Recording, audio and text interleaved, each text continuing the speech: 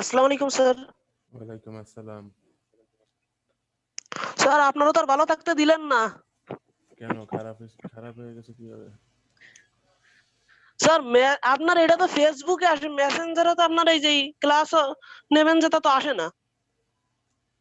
কেন তুমি গ্রুপে আসতে সমস্যা হয় তোমার? না স্যার, গ্রুপের ইসে তো আসে না, আপনার এটা ফেসবুকে আসে স্যার, তাই বলতেছি। গ্রুপ বলতে আমি এইমাত্র তুমি লিংক পাইছো কোথায়?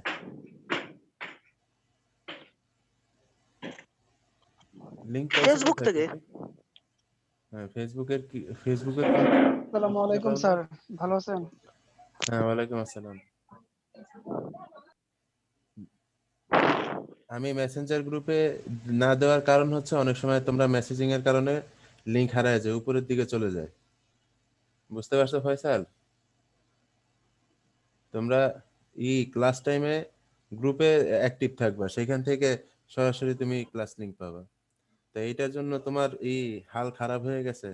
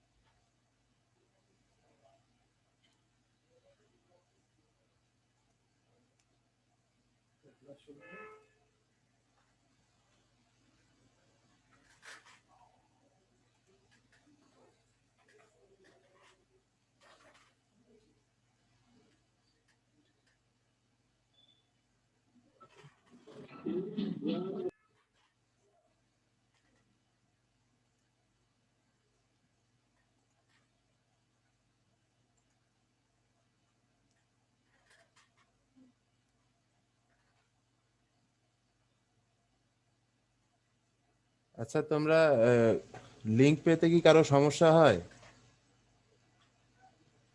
না স্যার, এই এমনিতে সবগুলা লিঙ্কই আসে, মানে গ্রুপ, তারপর মানে মেসেঞ্জার গ্রুপ, ফেসবুক গ্রুপ দুইটাতেই স্যার থাকে।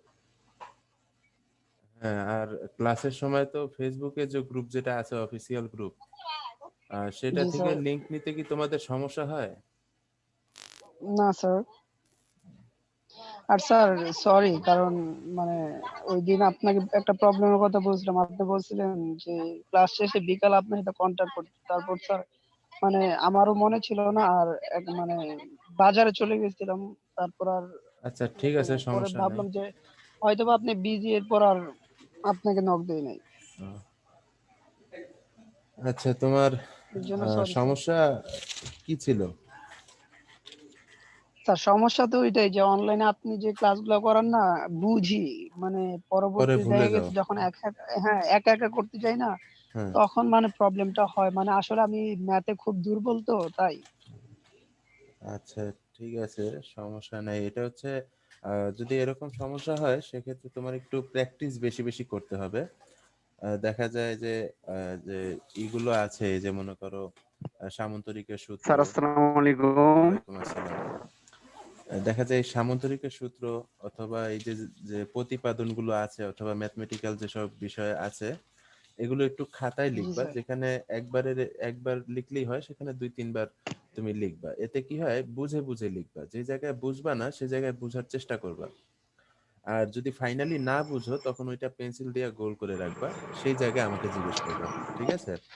তো জি স্যার। এইভাবে জি স্যার। তুমি তোমার প্র্যাকটিসের মাধ্যমে তোমার এই যে যে দুর্বলতা, এইটাকে তুমি আস্তে আস্তে কভার করে নিতে পারবে ইনশাআল্লাহ। জি sir, thank you sir.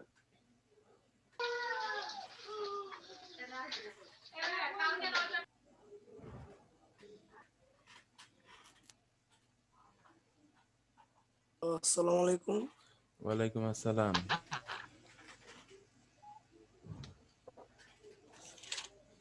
Sir ভালো আছেন? হ্যাঁ, আলহামদুলিল্লাহ। তোমরা ভালো আছো সবাই? আলহামদুলিল্লাহ জি স্যার, স্যার। আলহামদুলিল্লাহ ভালো। স্যার হ্যাঁ বলো। একটা কথা বলি স্যার, আমি হ্যাঁ স্যার বলো। এই এতদিন ক্লাস করতে পারিনি স্যার, আমার ফোনে ডিস্টার্ব ছিল তো, হ্যাঁ এই 5 দিন ক্লাস করতে পারিনি স্যার। আচ্ছা, 5 দিন ক্লাস করতে পারো নাই তুমি? পাঁচ আসসালামু দিনের আলাইকুম। ওয়ালাইকুম আসসালাম। তুমি 5 দিনের ভিডিও কি পাইছো? না স্যার, আমি স্যার ফোন এতদিন নষ্ট ছিল তো, গতকালকে ফোন কিনছি আবার, আচ্ছা, তোমার এখন আজকে ক্লাসমেটদের আবার এই করছি স্যার। কাছ থেকে এই ভিডিওর লিঙ্কটা নিয়ে নিবা। আমি ক্লাস যেগুলো নেওয়া হয়েছে এগুলোর ভিডিও দিয়ে দিয়েছি, সেই স্যার লিঙ্কগুলো ওই নিয়ে ভিডিওগুলো নিবা। ডাউনলোড হয় না। সবার ক্ষেত্রে কি এই অবস্থা? হ্যাঁ স্যার। ওই জি স্যার, ভিডিওগুলো আমিও কি স্যার ডাউনলোড সবার কাছে করেছি, আছে? আমার বাট কাছে হয় না আছে স্যার, ডাউনলোড। আমার কাছে আছে। আচ্ছা, এটা কি মোটামুটি সবাই ফেস করতেছো যে ডাউনলোড করা যাচ্ছে না, এমন সমস্যা কি সবাই ফেস করতেছো হ্যাঁ নাকি? স্যার, আমি জি স্যার, কয়েকবার আমারও ট্রাই হচ্ছে। করছি, বাট হয় নাই। আচ্ছা, যার কাছে আছে সে কিভাবে নিলা? মানে ডাউনলোড করতে তার কি কোনো অসুবিধা হয়েছে? মানে লিংক থেকে কি সরাসরি ডাউনলোড করতে পারছো নাকি অন্য কোনো মাধ্যমে ডাউনলোড করতে হয়েছে? কে যেন বললা যে কার কাছে আছে? স্যার প্রতিটা ক্লাসের কি স্যার কি রেকর্ড করে কি লিংক দিয়ে হিসেবে দিয়ে দিয়েছেন নাকি স্যার হ্যাঁ আমি প্রতিটা ক্লাস? দিয়ে দিয়েছি। সেই লিঙ্কগুলো তোমাদের গ্রুপে তোমরা পাবা। হ্যাঁ, তো আমার আচ্ছা জানা স্যার। মতে এগুলো ডাউনলোড করতে তো সমস্যা হবার কথা না। তারপরও আমি আবার দেখবো যে এগুলো ঠিক আছে কিনা। মানে এই কিছু অ্যাপ্রুভাল দিয়ে দিতে হয়, তখন সবাই এটা ডাউনলোড করতে পারে। আমার যতটুকু মনে পড়ে আমি এটা করে দিয়েছিলাম। তারপরও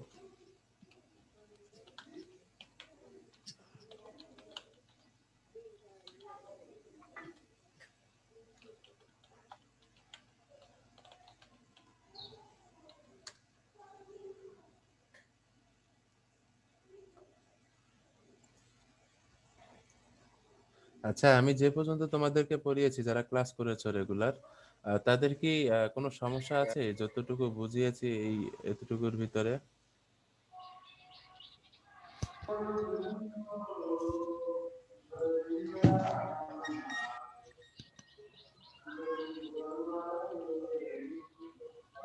আর ওই সমস্যা নাই? আসসালামু আলাইকুম স্যার। ওয়ালাইকুম আসসালাম। কারণ আমি কিন্তু তোমাদেরকে তোমাদের পরীক্ষা নেব, ঠিক আছে? তো ওই পরীক্ষাটা অবশ্যই তোমাদের এমন কোশ্চেন হবে যেটা তোমাদের বইতে থাকবে না। হ্যাঁ, তো তোমরা যদি তোমাদের কনসেপ্টে ঝামেলা থাকে তখন কিন্তু তোমরা পরীক্ষায় অ্যান্সার করতে সমস্যা হবে। তাই সমস্যা আছে কিনা এটা একটু আমাকে জানাতে হবে, তোমাদের কোন টপিকে সমস্যা। হুম। আচ্ছা, এই বিষয় নিয়ে আমি পরবর্তীতে আবার আলোচনা করব। তো আজকে ক্লাসটা শুরু করি। মোটামুটি কতজন এসেছো? 26 জন। এই তোমরা ঢুকতেই যদি এত দেরি করো তাহলে কিভাবে হবে? আমি মনে হয় 5 মিনিট আগে তোমাদেরকে দিয়েছি, লিংক দিয়েছি, ঠিক না?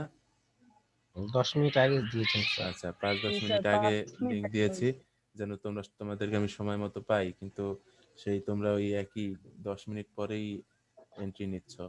এটা আসলে একটু সমস্যাই আর কি। আচ্ছা, আমি ক্লাস শুরু করি, হ্যাঁ?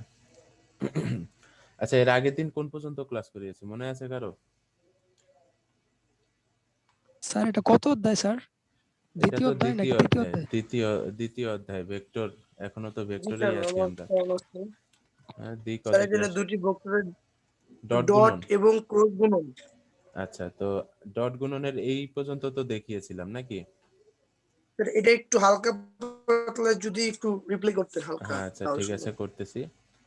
ডট গুণন হচ্ছে মূলত দুটা ভেক্টর কে যখন এক করে একটা একটা লব্ধি ভেক্টর বের করার প্রয়োজন, অর্থাৎ দুইটা ভেক্টরকে গুণ করলে যে আমরা একটা ফাইনাল একটা যে ভেক্টর পাই, সেই ভেক্টরটা কিরকম হবে সেই জিনিসটা আমরা বুঝতে পারি এই ডট গুণনের দ্বারা।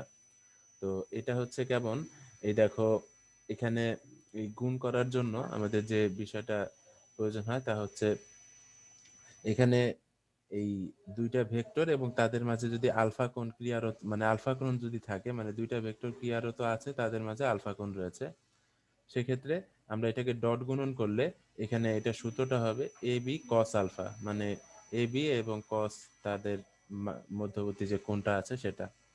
এখন এ বি কস আলফা দ্বারা আমরা এটা যখন গুণ করলাম, আসলে এটা কি হলো, এই এ বি কস আলফার দ্বারা বোঝা যাচ্ছে যে এই ধরো এ ভেক্টর, হ্যাঁ, এ ভেক্টরের উপর এই যে বি ভেক্টর যেটা আছে এর একটা ছায়ার যদি ধরো এটার উপর একটা ছায়া পড়তেছে, হ্যাঁ, তো সেটাকে আমরা বলতে পারি লম্ব বিক্ষেপ।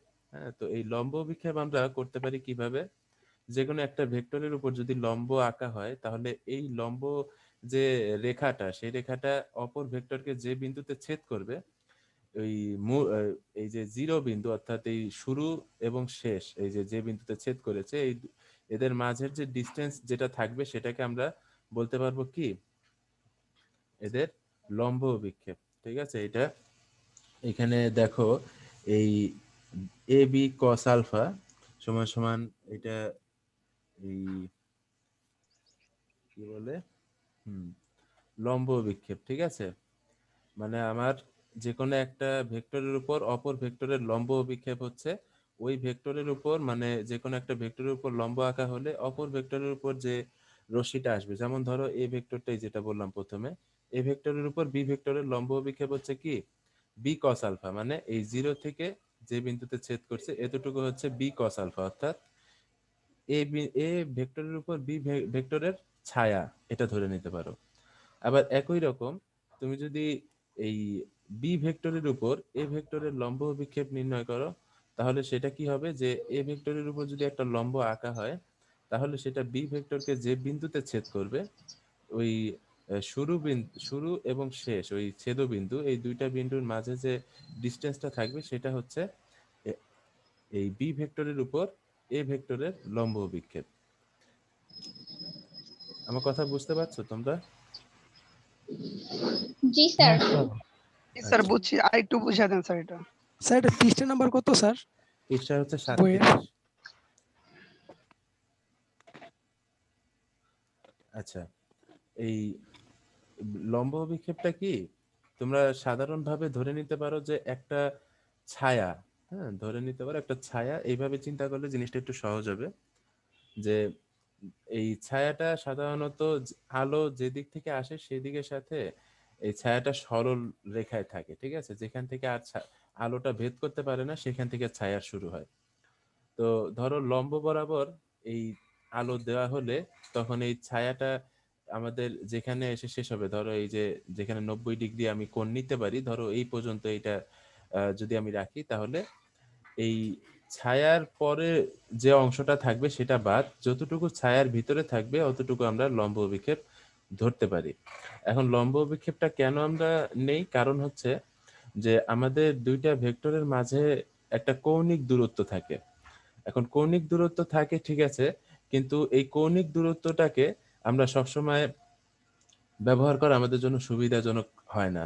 তো সেই জিনিসটা সমাধান করার জন্য আমাদের যেটা প্রয়োজন হয় যে একটা লম্ব দূরত্ব, অর্থাৎ লম্বভাবে যে দূরত্বটা এই দুইটা ভেক্টরের মাঝে আমরা প্রতিষ্ঠা করতে পারি, সেই জিনিসটাকে আমরা লম্ব দূরত্ব বলতে পারি। তো এটা করার জন্য যেটা প্রয়োজন হয়, যে কোনো একটা ভেক্টরের উপর যদি লম্ব আঁকা হয়, সেটা অপর ভেক্টরকে যে বিন্দুতে ছেদ করে সেই বিন্দু থেকে শুরু করে ওই ভেক্টরের শুরু যে বিন্দু থেকে হয়েছে, যেমন এখানে 0 থেকে শুরু হয়েছে, তো এই এ ভেক্টর যে বিন্দু এই বি ভেক্টরকে যে বিন্দুতে ছেদ করলো সেখান থেকে শুরু করে এই 0 পর্যন্ত যে ডিসটেন্সটা আছে, এটা হচ্ছে কি এই বি ভেক্টরের উপর এ ভেক্টরের লম্ব বিক্ষেপ।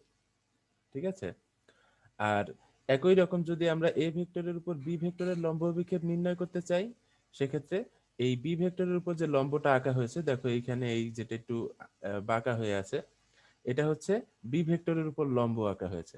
তো লম্ব আঁকার পরে সেটা এ ভেক্টরকে ও থেকে শুরু করে এই পর্যন্ত, এইখানে এই দেখো লাল দাগ দেওয়া আছে, এইখান থেকে শুরু করে এই পর্যন্ত একটা ডিস্টেন্সে ছেদ করে। তো এতটুকু ডিস্টেন্স হচ্ছে এ ভেক্টরের উপর বি ভেক্টরের লম্ব বিক্ষেপ। বুঝতে পারছো? এখন এই জিনিসগুলোকে আমরা হিসাব করার জন্য এখানে দেখো এ ইন্টু বি কস আলফা। অর্থাৎ দেখো এখানে মূলত লম্ব অভিক্ষেপ নির্ণয় করার জন্য আমরা অর্থাৎ এ ভেক্টরের উপর বি ভেক্টরের লম্ব অভিক্ষেপ আমরা এই নির্ণয় করলাম। দেখো A dot B cos alpha, অর্থাৎ এই যে বি কস আলফা, অর্থাৎ এইটার দ্বারা আমরা বুঝবো যে এটা হচ্ছে এ ভেক্টরের উপর বি ভেক্টরের লম্ব অভিক্ষেপ। আর এখানে নিচের লাইনে দেখো বি ইন্টু এ কস আলফা, এটার অর্থ হচ্ছে বি ভেক্টরের উপর এ ভেক্টরের লম্ব অভিক্ষেপকে আমরা নির্ণয় করতেছি। তো আলটিমেটলি এই দুইটা জিনিসের যে মানে আলটিমেট যে মান সেটা এ বি কস আলফা, অর্থাৎ এ বি কস আলফা দ্বারা আমরা এই লম্ব অভিক্ষেপের সমস্যাগুলো সমাধান করতে পারি। আর এ বি কস আলফা এর মাঝে রয়েছে কৌণিক দূরত্ব, এর সাথে কিন্তু দিকের কোনো বিষয় উল্লেখ নেই, দিকের জন্য কোনো আলাদা কোনো রাশি এটার সাথে জড়িত নেই, যে কারণে আমরা এ বি কস আলফা যেভাবে লিখতে পারি আমরা বি এ কস আলফাও লিখতে পারি, এতে কোনো সমস্যা নেই। কিন্তু আমরা পরবর্তীতে যে গুণফলগুলো দেখব ক্রস গুণন, সেটার ক্ষেত্রে আমরা এই কাজটা করতে পারবো না। আমার কথা বুঝতে পারতেছো তোমরা? জি স্যার, বুঝতে পারছি। সাউন্ডটা খুব কম, বাকিরা বুঝতে পারো নাই নিশ্চয়ই নাকি? না স্যার, বুঝা গেছে। আচ্ছা, এখন আমরা দেখব যে এই দুইটা ভেক্টরকে এইভাবে যদি আমরা হিসাব করতে যাই, যখন 4-5টা ভেক্টর হবে তখন বিষয়টা কি আমাদের জন্য অনেক জটিল হয়ে যাবে না? কারণ ভেক্টরের সাথে মান না, সাথে একটা দিকেরও একটা ব্যাপার আছে নাকি? তো এর জন্য এই জিনিসটাকে সমাধান করার জন্য। আসসালামু আলাইকুম স্যার। ওয়ালাইকুম আসসালাম। ক্লাসের মাঝখানে প্রবেশ করলে সালাম দেওয়ার প্রয়োজন নেই, ঠিক আছে? আচ্ছা, এখন দেখো আমরা সামনে আগাই। তো এখন যে জিনিসটা আমরা দেখব সেটা হচ্ছে, তোমাদেরকে প্রথমেই আমরা একক ভেক্টরের কথা বলেছিলাম, মনে পড়ে তোমাদের? জি স্যার, একক। হ্যাঁ, একক ভেক্টর। তো আমরা আজকে একক ভেক্টরের বিষয়টা একটু ক্লিয়ারলি বোঝার চেষ্টা করব, আর একক ভেক্টরটা কেন প্রয়োজন হয় সেটা আমরা দেখব। আচ্ছা, কথা বলার সময় আমরা নিজেদের মানে ইন্টারনাল কোনো কথোপকথনের সময় আমাদের মাইক মিউট করে নেব। আচ্ছা, এখন যেটা বললাম যে এখন আমরা দেখব যে এই আই জে কে, অর্থাৎ এই যে একক ভেক্টরগুলো আছে, এই একক ভেক্টরগুলো আসলে আমাদের কি কাজে লাগে। ধরো এখানে 3টা অক্ষ আছে, 3টা অক্ষ কি দেখতে পাচ্ছ সব? তুমি কি? জি বলো।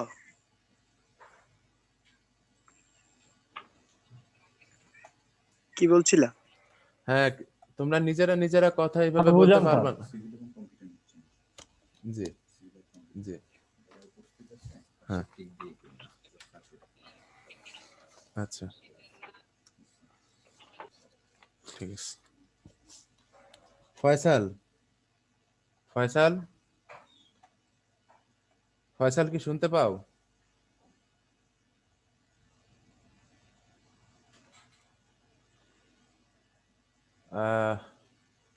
স্যার কে কি বলতে চাইছিল মনে হয়?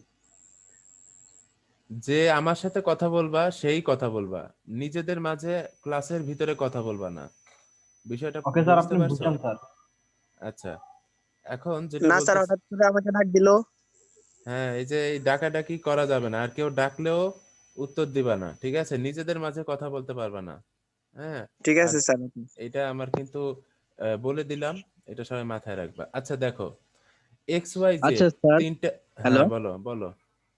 স্যার, আমি এইমাত্র ঢুকলাম, আমি ফার্স্ট থেকে কিছু বুঝি নাই স্যার। ফার্স্ট থেকে বুঝো নাই, তুমি ভিডিও দেখে নিও, ভিডিও কিছুক্ষণ পরে গ্রুপে পেয়ে যাবা, ঠিক আছে?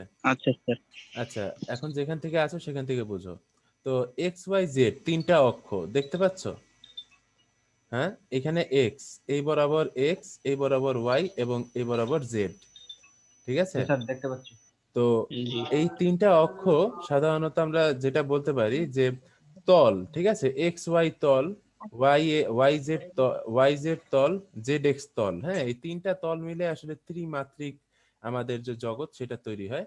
ধরো তোমার বইয়ের যে পৃষ্ঠার, ঠিক আছে, বইয়ের পৃষ্ঠারের দৈর্ঘ্য ধরো এক্স বরাবর আছে আর প্রস্থ আছে ওয়াই বরাবর, তাহলে এক্স ওয়াই মিলে তোমার যে তলটা হয়েছে সেটা হচ্ছে তোমার বইয়ের পৃষ্ঠার। বুঝতে পারতেছো? এখন তোমার বইয়ের পৃষ্ঠারের উপরের দিকে, এখন যদি তুমি উপরের দিকে যাও সেক্ষেত্রে যে তল মানে যে অক্ষটার দরকার হবে সেটা হলো জেড। এখন এই জিনিসটা আমরা একটু আরো ভালোভাবে বোঝার চেষ্টা করব। তো সেটার আচ্ছা আগে স্যার, হ্যালো বলো। স্যার, বইয়ের কত পেজটা? বইয়ের এটা হচ্ছে 37 পৃষ্ঠা।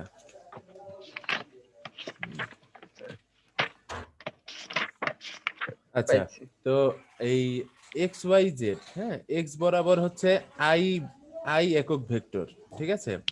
ওয়াই বরাবর হচ্ছে জে একক ভেক্টর। হ্যাঁ, তোমরা ভেক্টর, ছোট ভেক্টর, এই যে ক্যাপ, এটাকে বলে জে ক্যাপ, আই ক্যাপ, হ্যাঁ, কে ক্যাপ। এই যে যে একটা কেমন দেখছো তীরের মতো একটা চিহ্ন, এটা হচ্ছে ক্যাপ অথবা হ্যাট, যেটাই বলো তোমরা। টুপি, বাংলায় যেটাকে টুপি বলে। তো তোমরা তোমাদের ব্যবহারিক ক্ষেত্রে এগুলোকে ক্যাপ বলবা, I cap, J cap, K cap. তো এই এক্স অক্ষ বরাবর থাকে আই ক্যাপ, ওয়াই অক্ষ বরাবর থাকে জে ক্যাপ, এবং জেড অক্ষ বরাবর থাকে কে ক্যাপ। এই তিনটা হচ্ছে মূলত একক ভেক্টর, ঠিক আছে। এখন আমরা এই আই জে কে এর সাপেক্ষে কিভাবে একটা ভেক্টরকে নির্ণয় করি সেটা দেখো। তো ধরো এইখানে আমাদের কাছে একটা ভেক্টর আছে, দেখতে পাচ্ছ সবাই, a equal to 3xi cap, এটা হবে প্লাস, ঠিক আছে। এখানে গুণ আসছে, তোমরা একটু যারা উঠাচ্ছ তারা এই জিনিসটা একটু ঠিক করে উঠাবা, ঠিক আছে। এখানে গুণ না, এটা প্লাস হবে, plus 4y J cap plus 4z কে ক্যাপ। বুঝতে পারছো? সবাই কি ঘুমাচ্ছ নাকি? আমি বুঝি না, কারো তো সাউন্ড শুনি না। না আচ্ছা, তো সবগুলাই তো যোগ হবে না স্যার? হ্যাঁ, এই গুণের জায়গায় হবে কি যোগ, ঠিক আছে। এখানে হবে যোগ, এই দুইটা জায়গায় গুণ উঠছে, এটা যোগ হবে। আচ্ছা, তো এখানে আমরা একক পাচ্ছি, ঠিক আছে, মানে একটা তিনটা একক ভেক্টরের মান পাচ্ছি। এখন এই জিনিসটা দ্বারা আমরা কিভাবে এই ভেক্টরটাকে নির্ণয় করি এটা দেখো। ধরো প্রথমে আছে কি 3x i ক্যাপ। তো এই 3x দ্বারা যেটা বুঝাইছে যে x অক্ষ বরাবর 3 একক, ঠিক আছে। বুঝতে পারতেছো? তো জি স্যার। এক্স অক্ষ বরাবর যদি 3 একক নেই, তাহলে দেখো 1 2 3, হ্যাঁ। আচ্ছা, এই এটার মাঝে একটু ঝামেলা হচ্ছে, দাঁড়াও আমি এটাকে একটু ঠিক করে দেই। 1 মিনিট, হ্যাঁ, তোমাদের কাছে একটু সময় নিয়ে নিচ্ছে, এই জিনিসটাকে ঠিক করে দেই, কারণ এই ভুলটা থাকলে তোমাদের একটু কনফিউশন তৈরি হতে পারে। আমি চাই না তোমরা কনফিউশনে থাকো। আচ্ছা, ওকে,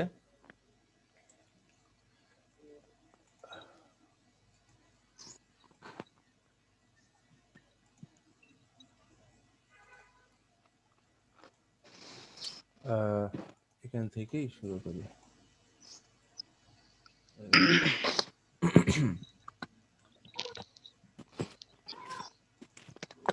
আচ্ছা, যেটা বলতেছিলাম যে এক্স ওয়াই জেড অক্ষ বরাবর তিনটা একক ভেক্টর আছে। এখন এটাকে ধরো চার চার আই ক্যাপ, হ্যাঁ, এক্স, এটার মানে হচ্ছে এক্স অক্ষে আছে। তুমি এই এক্সটাকে ছাড়াও যদি শুধু চার আই ক্যাপ থাকতো, তাহলে কি হতো? এই দেখো, চার চার বরাবর আমি একটা দাগ নিলাম, ঠিক আছে। চার বরাবর আমি একটা দাগ নিলাম, এই দাগটা কতটুকু আসবে? হ্যাঁ, এই যে হলুদ দাগটা দেখতে পাচ্ছ তোমরা? জি। আচ্ছা, এই দাগটা কতটুকু আসবে? এই দাগটা আসবে ওয়াই অক্ষ বরাবর আবার 4 ঘর, হ্যাঁ। ধরো ওয়াই অক্ষ বরাবর আবার 4 ঘর নিলাম। তাহলে এই দেখো এক্স এবং ওয়াই, তোমরা এই স্থানাঙ্ক অঙ্কগুলো করেছো না? এক্স যে কোনো একটা বিন্দুর মান, ধরো 3x 4y, এরকম ধরনের অঙ্কগুলো করেছো না? আচ্ছা, তো ওই অঙ্কগুলোর মতোই আমরা স্থানাঙ্ক, মূলত এই জিনিসগুলো স্থানাঙ্ক ব্যবস্থার মতোই আমরা কাজ করব। আর এই স্থানাঙ্ক গুলো যখন ভেক্টরে আমরা ব্যবহার করব, তখন এগুলো হয়ে যাবে আই, এক্স বরাবর আই, ওয়াই বরাবর জে, এবং জেড বরাবর কে। তো এখন দেখো, আমরা জাস্ট 4x আর 4y এইটার বিন্দু বের করলাম। তো এইটা বরাবর কি আসলো? 4x বরাবর নিলাম এবং 4y বরাবর এইখানে একটা বিন্দু পেলাম। এখন দেখো এইখানে একটা বিষয় আছে 4z, না 4z আছে না, 4z কে। এখন 4z কে যদি হয়, তাহলে আমার উপরের দিকে 4 একক। তাহলে যদি এইটা নেই, দেখো এই যে আমি কি নিলাম, এটা সমান কত আসলো? 4 একক। বুঝতে পারছো? জি। তাহলে এইটা কি, এটা কিন্তু একটা ত্রিমাত্রিক একটা ক্ষেত্রে একটা বিন্দু আসলো নাকি? যেটা ধরতে পারো তুমি তোমার বইয়ের সাপেক্ষে যদি তুমি চিন্তা করো তাহলে কিন্তু তোমার বইয়ের উপর ভাসমান কোন একটা বিন্দু, নাকি? এই এ বিন্দুটাকে তুমি একটা তোমার বইয়ের সাপেক্ষে ভাসমান একটা বিন্দু ধরতে পারো না, নাকি? সবাই কি জি বুঝতেছো? স্যার। জি স্যার। আচ্ছা, এখন এই জি স্যার। বিন্দুটার দ্বারা বোঝাচ্ছে যে এইটা হচ্ছে একটা ভেক্টরের প্রান্ত বিন্দু, অর্থাৎ শেষ বিন্দু যেটা। হ্যাঁ, তো ধরো ওই যে যে জিরো যে জায়গাটা, এই যে অর্থাৎ এ, এ, এই তিনটা অক্ষ যেখানে মিলেছে সেখানে ধরো জিরো বিন্দু। তো ওই জিরো বিন্দু থেকে শুরু করে এই পর্যন্ত যে ভেক্টরটা আসছে সেই ভেক্টরটাকে আমরা প্রকাশ করতে পারি কিভাবে? এভাবে 4x i cap plus 4y j cap plus 4z k cap. এটার দ্বারা আমরা যদি কোনো ভেক্টরকে যদি এভাবে প্রকাশ করি তাহলে ওই ভেক্টরের মানের সাথে সাথে আমরা আরো একটা জিনিস পেয়ে যাই, সেটা হচ্ছে কি, যে এইটা কোন দিকে বরাবর যাচ্ছে। বুঝাইতে পারছি আমি? জি স্যার। আচ্ছা, তো এই কারণেই মূলত আমরা এই একক ভেক্টরগুলো ব্যবহার করি। একক ভেক্টরগুলো দ্বারা মূলত আমাদের যে কোনো ভেক্টরের অবস্থান আমরা সহজেই নির্ণয় করতে পারি, দিক নির্ণয় করতে পারি। বুঝতে পারছো? এবং এটা কেন আমাদের প্রয়োজন হয় চলো সেটা দেখি। সেটা হচ্ছে, ধরো আমরা দুইটা ভেক্টর যদি যোগ করি তাহলে দুইটা ভেক্টরের যোগের সূত্র, তোমরা একটা সূত্র তোমাদেরকে আলোচনা করে দেখিয়েছিলাম যে সামান্তরিক সূত্র, নাকি মনে পড়ে তোমাদের? হ্যাঁ, সামান্তরিক সূত্র মনে পড়ে? জি স্যার। দেখেছো? জি স্যার, মনে আছে স্যার। আচ্ছা, সামুদ্রিক সূত্র পড়েছিলেন। আমি তো সামান্তরিক সূত্রের উপর বলতে গেলে পুরো একটা ক্লাস নিয়েছিলাম, নাকি? স্যার, জি স্যার। আচ্ছা, তো এই সামান্তরিক সূত্রে তোমরা দেখেছো যে দুইটা ভেক্টরকে যোগ করার প্রসেসটা একটু কঠিন, নাকি? তো এখন এই যখন আমাদের অনেকগুলা ভেক্টর নিয়ে কাজ করতে হবে তখন কিন্তু আমরা এই সামান্তরিক সূত্রের মতো সূত্রগুলো ব্যবহার করে এত জটিল হিসাব করতে আমাদের অনেক পরিশ্রম হয়ে যাবে। তো সেই বিষয়গুলো সহজ করার জন্য যে আমাদের যে আহ, পদ্ধতিটা ব্যবহার করতে হয় সেটা হচ্ছে এই একক ভেক্টর গুলো ব্যবহার করা। এই একক ভেক্টর গুলো ব্যবহার করে দেখো কত সহজে আমরা যোগ করে নিতে পারতেছি। এ ভেক্টর এবং বি ভেক্টর এই দুইটার মাথায় তীর চিহ্ন হবে, দেয়া হয় নাই। আচ্ছা, তো এ ভেক্টর এবং বি ভেক্টর যোগ করে দেখো, একেবারে সহজ সাধারণ যোগের নিয়ম অনুযায়ী হয়েছে। জাস্ট একটা নিয়ম মেনটেন করতে হয়েছে, যে আই এর সাথে আই, জে এর সাথে জে এবং কে এর সাথে কে। ঠিক আছে, জাস্ট এই নিয়মটা মেনটেন করে আমরা যোগটা করতে পেরেছি। ধরো একটা আহ, বস্তুর ভর 5 গ্রাম, হ্যাঁ, আর আর একটা বস্তুর দৈর্ঘ্য 5 মিটার। আমরা কি এই দুটাকে যোগ করতে পারবো? না স্যার। না স্যার। আচ্ছা, এটা কেন করতে পারবো না? কারণ এদের একক এক না, নাকি? জি তো জি স্যার। এরকমই এই যোগের ক্ষেত্রে যেটা হয়েছে যে আমরা আই এর সাথে জে কে যোগ করতে পারবো না। হ্যাঁ, কেন পারবো না? কারণ হচ্ছে যে এই দুইটা একই তাদের একক একক ভিন্ন। নয়, একই একক ভেক্টর নয়। আচ্ছা, কিন্তু আমরা গুণ করতে পারবো। তোমরা দেখেছো মিটার পার সেকেন্ড, ঠিক আছে, মিটার পার সেকেন্ড এরকম হয়েছে। তার মানে কি, আমরা দুইটা ভিন্ন এককে গুণ করতে পারবো কিন্তু আমরা যোগ বিয়োগ করতে পারবো না, ঠিক না? তো এরকম যেমন কিছু নিয়ম আছে, এরকম অনেক এক্সেপশন আছে। চলো আমরা সেই এক্সেপশন গুলো দেখি। এখন দেখো ডট গুণনের ক্ষেত্রে, হ্যাঁ, এই ডট গুণনের ক্ষেত্রে যদি আমরা এই আই জে কে এগুলো ব্যবহার করি তাহলে যে বিষয়টা হবে সেই বিষয়টা কেমন হবে চলো সেটা দেখি। কার জন্য একটা নয়েজ আসতেছে?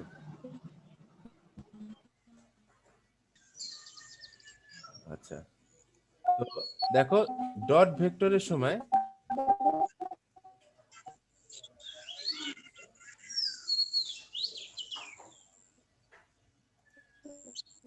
ডট ভেক্টরের সময় যেটা, মানে ডট গুণনের সময় যেটা হবে, যে দেখো I I cap into I cap, J cap into J cap, K cap into k cap. তুমি এর অর্থ হচ্ছে যে তুমি আই এর সাথে আই যদি গুণ করো কোনো মান ছাড়া, সেক্ষেত্রে ওইটার মানটা কত হবে। অর্থাৎ আমরা ডট গুণনের সূত্রটা কি জানি বলো তো, যে কোনো একজন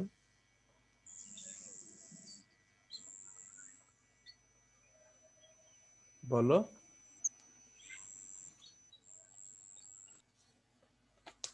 ভুলে গেছো সবাই? ডট গুণনের সূত্র কেউ পারো না?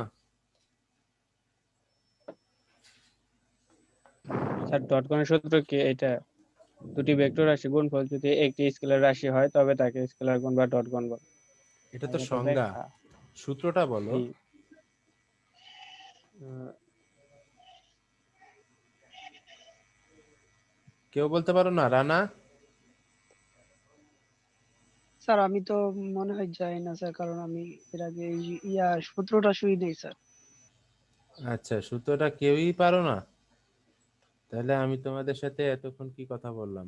আচ্ছা দেখো 37 পেজে যাও, এটা 37 পেজে যাও, দেখো A vector dot B vector সমান সমান কি লেখা? A B cos alpha. Sir A vector dot B vector equal to A B cos alpha equal to হ্যাঁ, এইরকম B. A B cos alpha, এটা হচ্ছে ডট জি গুণনের স্যার। সূত্র। হ্যাঁ, এ বি কস আলফার জায়গায় সিডি যদি হইতো, আলফা তারপরে হবে সিডি কস আলফা। হ্যাঁ সিডি কস আলফা, তার মানে ডট গুণনের সূত্রই হচ্ছে যে দুইটা থাকবে সেই দুইটার গুণফল এবং তাদের সাথে কস আলফার গুণফল। কস আলফাটা কি? আলফা ওই যে কোন তাদের কোণ। দুইজনের মাঝের কোণ, ঠিক না? আচ্ছা, জি এইটার স্যার। নিচে সবাই দাগ দিয়ে রাখো, এটা হচ্ছে ডট গুণের সূত্র। হ্যাঁ, ডট গুণনের সূত্র। তো এই ডট গুণন যখন আমরা করব, ধরো আই এর সাথে আই এর যদি আমি ডট গুণন করি তাহলে কি হবে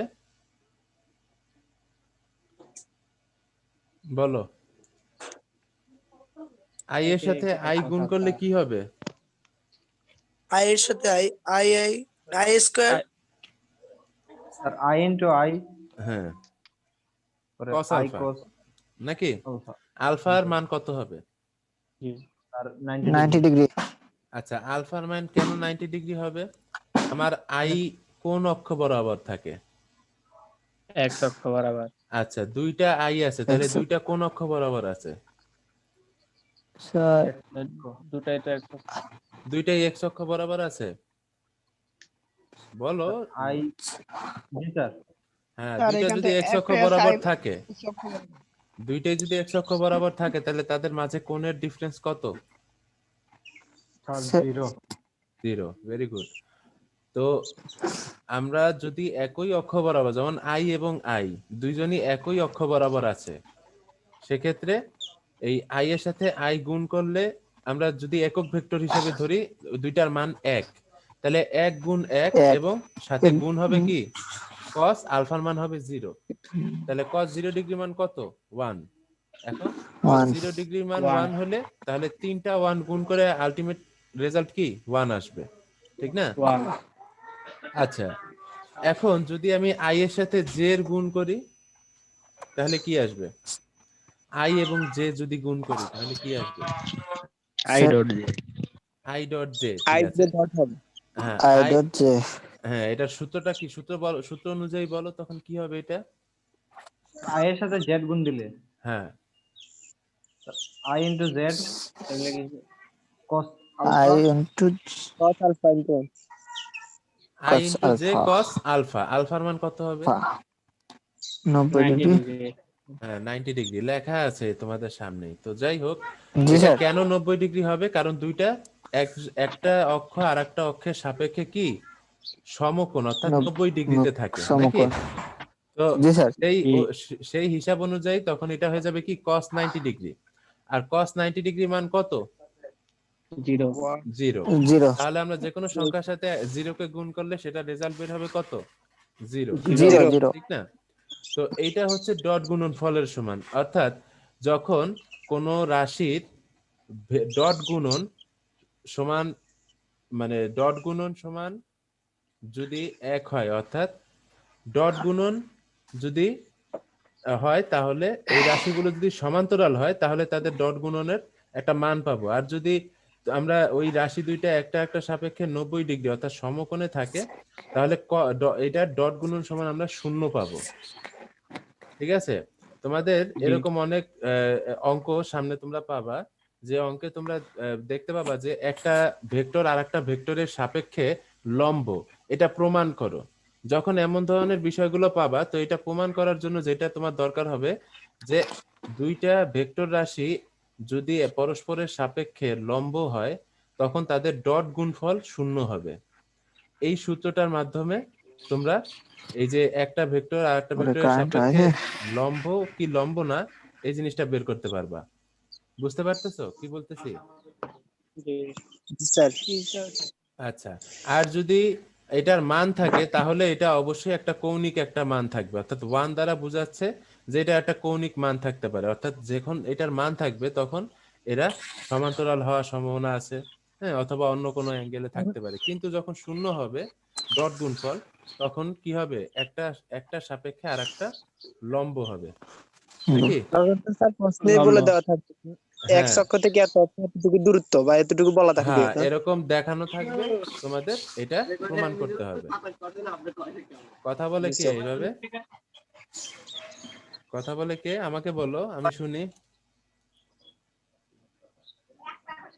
আচ্ছা, এই তোমাদের মধ্যে 2-4 জন মনে হয় ক্লাস ওপেন করে তারপরে ঘুরে ফিরে বেলাও নাকি? না স্যার অন্যদের সাউন্ড তো আমি পাচ্ছি না, বলো তো সবাই একে একে একটু সাউন্ড করো তো দেখি শুনি কে কে আসো। স্যার আমি তো স্যার রুমে বসে আছি। জি স্যার আছি। স্যার আমরা তো একসাথে সবাই আছে স্যার। হ্যাঁ, জি স্যার, অনেকের ভাই সবাই একজন একজন করে বলো। অনেকের সবাই সাউন্ড ক্লাসে আছে পাচ্ছি। স্যার, সমস্যা নেই। আবু হুরায়রা, আবু হুরায়রা,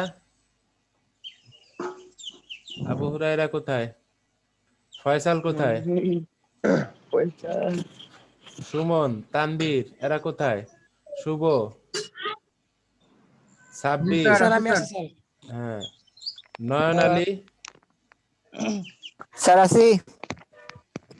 তারপরে এই যে মোর্শেদ। জি স্যার আছি। আচ্ছা ঠিক আছে, এইভাবে আমি যাকে পাবো না তাকে তো মনে করো আমি একটু ভালো করে মার্ক করে রাখবো, ঠিক না? তার মার্কের বিষয় টিষয় আছে না? জি স্যার। আচ্ছা, জি স্যার। তো যাই হোক, এখন আমরা সামনে আগাই। হ্যাঁ, তো এই ডট গুণফলের বিষয়টা কি একটু বুঝতে পারছো? তোমরা অঙ্ক করলে আরো ভালোভাবে বুঝতে পারবা। জি স্যার। আচ্ছা, এখন আমরা দেখব যে এই দেখো তোমাদের এই কত পৃষ্ঠায়, এটা হচ্ছে এই 38 পেজে দেখো একটা সমস্যা দেয়া আছে। দেখো 38 পেজে যাও সবাই। আচ্ছা, 38 পেজে দুইটা ভেক্টর দেয়া আছে, এ ভেক্টর এবং বি ভেক্টর, দেখতে পাচ্ছ? হ্যাঁ জি স্যার। আচ্ছা, স্যার পাইতেছি। এ ভেক্টর এবং বি ভেক্টর এই সমস্যার ভিতরে তো এদের ডট গুণন করা হয়েছে। এই ডট গুণন করা হয়েছে কিভাবে দেখো, এ ডট বি, হ্যাঁ, এই দুইটার কিভাবে ডট গুণন করা যায়, এই যে প্রমাণ করো, এখানে বলছে যে প্রমাণ করো এইটা সমান এইটা, A dot B equal to একটা ই দেয়া আছে, মান দেয়া আছে। এখন এটা কিভাবে হলো এটা দেখো, আমি তোমাদেরকে বইতে বুঝাই, ঠিক আছে? আচ্ছা, এখন দেখো এই দুইটাকে গুণ করার সময় কি করা হয়েছে, জাস্ট খুব স্বাভাবিক যে প্রথম যে রাশিটা আছে সেটার সাথে কি করা হয়েছে, দ্বিতীয় রাশিটার প্রত্যেকটাকে গুণ দেওয়া হয়েছে, নাকি? বুঝতে পারতেছো? প্রথম যে এ ভেক্টর, এ ভেক্টরের প্রথম যে এ এক্স আই, হ্যাঁ, এটার সাথে কি করা হয়েছে, এটার সাথে ওই বি ভেক্টরের প্রত্যেকটাকে গুণ করা হয়েছে, নাকি? বুঝতে পারতেছো সবাই? জি স্যার আচ্ছা, তাহলে জি। এভাবে আমরা কয়টা স্যার। মান, কয়টা রাশি, কয়টা মান পাইলাম? দুইটা তিনটা, তিনটা নাকি? স্যার এই দেখো তিনটা মান এখানে তিনটা মান পাইলাম, নাকি? তিনটা মান দেওয়া। আচ্ছা, তিনটা পেয়েছি। এরপরে দেখো A Y J, A Y J দ্বারা গুণ করলাম আবার এই বি ভেক্টরের তিনটাকে, এইভাবে আমরা কয়টা মান পাইলাম? স্যার আমার হঠাৎ করে ডিসকানেক্ট হচ্ছে আচ্ছা, তুমি একটু রেকর্ডিং থেকে চেক করে নিও বিষয়টা। বুঝতে পারতেছো? এ ওয়াই জে দ্বারা যদি আবার তিনটাকে গুণ করি তাহলে কয়টা আবার মান পাইতেছি? কয়টা পাচ্ছি? তিনটা। আচ্ছা, তারপরে এ জেড কে, এটা দ্বারা আবার বি ভেক্টরের তিনটাকে আমি গুণ করলাম, তারপর আবারও আমি তিনটা মান পাইলাম, নাকি? এখন দেখো একটু ভালো করে খেয়াল করে দেখো এই জায়গায় কি করা আছে, I into I, I into J, মানে এই যে ডট i.j i.k এগুলা দেয়া আছে দেখতে পাচ্ছ? জি sir. ax bx ax by এগুলাকে আলাদা রাখা হয়েছে আর ওই i গুলোকে একটা ব্র্যাকেটের ভিতর রাখা হয়েছে দেখতে পাচ্ছ? জি এখন এইখানে এই মানগুলো ব্যবহার করা হয়েছে, অর্থাৎ যেখানে i ইনটু i হয়েছে সেখানে 1 আর যেখানে অন্য কিছু হয়েছে সেখানে 0। তাহলে 0 হয়ে যাওয়ার মানে হচ্ছে 0-র সাথে যে কোনো কিছু গুণ করার মানে 0 হয়ে যাওয়া, আর যেটার মান আছে শুধু সেটারই মান থাকবে। তাহলে এভাবে আমরা শুধু 3টার মান পাই আর বাকি সবগুলো 0 হয়ে যায়। জি বুঝতে পারছো? এইভাবে জি স্যার। এইভাবে মূলত আমরা ডট গুণন করতে পারি একক ভেক্টর সহ যেগুলো দেয়া থাকবে সেগুলো। তো আমাদের আজকে এই পর্যন্তই, সবাই একটু এই পর্যন্ত